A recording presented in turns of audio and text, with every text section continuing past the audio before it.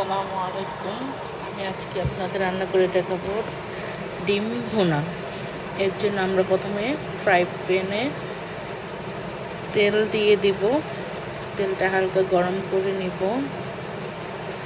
গরম করে এর মধ্যে একটু আমরা হলুদের গুঁড়া,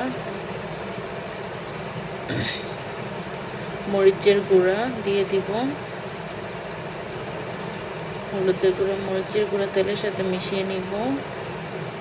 এভাবে মিশিয়ে তারপরে ডিমগুলো দিয়ে দিব ভাজার জন্য। ডিমগুলো ভালো করে হলুদ মরিচের সাথে তেলের সাথে ভেজে নেব। হালকা সুন্দর করে হালকা করে ভেজে নেব। সুন্দর করে ভেজে নেব।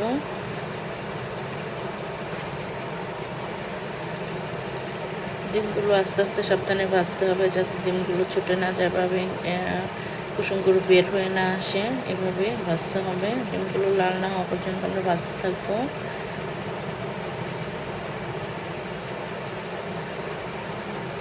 এভাবে আস্তে আস্তে আমরা ডিম ভেজে নিব। দেখুন আমাদের ডিমগুলো ভাজা হয়ে গিয়েছে। এখন আমরা এক এক করে ডিমগুলো তুলে নিব। এভাবে এক এক করে ডিম তুলে নিব।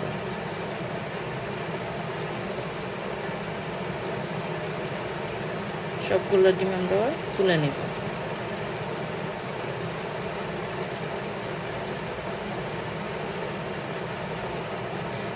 এখন আমরা তেলের মধ্যে পেঁয়াজ কুচি দিয়ে দিব।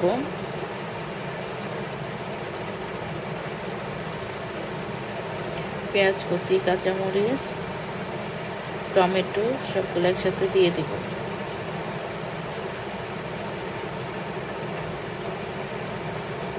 এভাবে সবগুলো একসাথে দিয়ে এর মধ্যে আমরা লবণ দিয়ে দেব। লবণটা পরিমাণ মতো যে যেমন খেতে পছন্দ করেন সেরকম দিয়ে নেবেন। এভাবে সবগুলো পেঁয়াজ, টমেটো, কাঁচামরিচের মধ্যে লবণটা মিশিয়ে নেব। এখন কিছুক্ষণের জন্য আমরা ঢেকে দিব পেঁয়াজটা নরম হওয়ার জন্য। পেঁয়াজটা নরম হয়ে আসলে আমরা ঢাকনাটা তুলে নিব। দেখুন পেঁয়াজটা নরম হয়ে এসেছে। এখানে এর মধ্যে আমরা গুঁড়া মশলা একে একে দিয়ে দিব।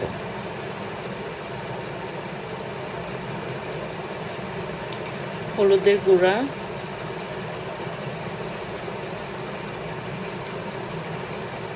পরিমাণ মতো হলুদের গুঁড়া, মরিচের গুঁড়া, ধনিয়ার গুঁড়া সবগুলো মশলা আমরা এর মধ্যে দিয়ে দিব।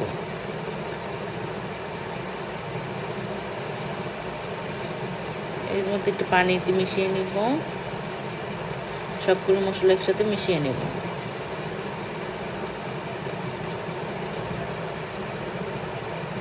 এখন আবার আমরা এটাকে কিছুক্ষণ রান্না হওয়ার জন্য ঢাকনা দিয়ে ঢেকে দিব।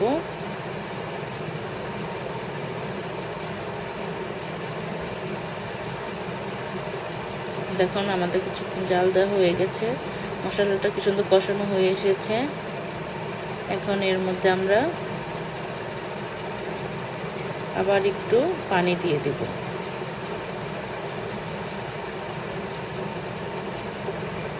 পানি দিয়ে মশলাগুলো ভালোভাবে নেড়ে চেড়ে নিব। এখন আবার ঢাকনা দিয়ে ঢেকে কিছুক্ষণ রান্না করে নেব।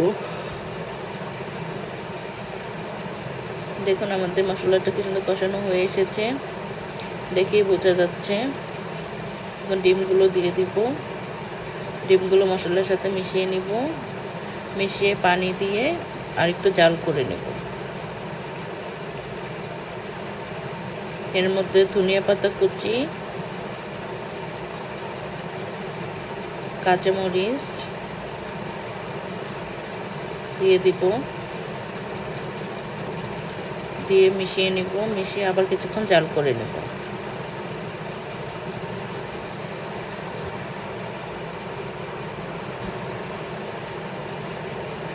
এভাবে মিশিয়ে নিব। মিশিয়ে আবার জাল করে নিব। ঢাকনা দিয়ে ঢেকে দেব কিছুক্ষণ জাল হওয়ার জন্য।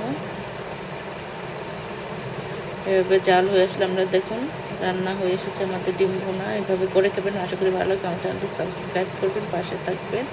এভাবে নতুন নতুন রেসিপি পেতে হলে অবশ্যই সাবস্ক্রাইব করে রাখবেন আর আমার চ্যানেলের পাশে থাকবেন লাইক ফলো দিয়ে। ধন্যবাদ।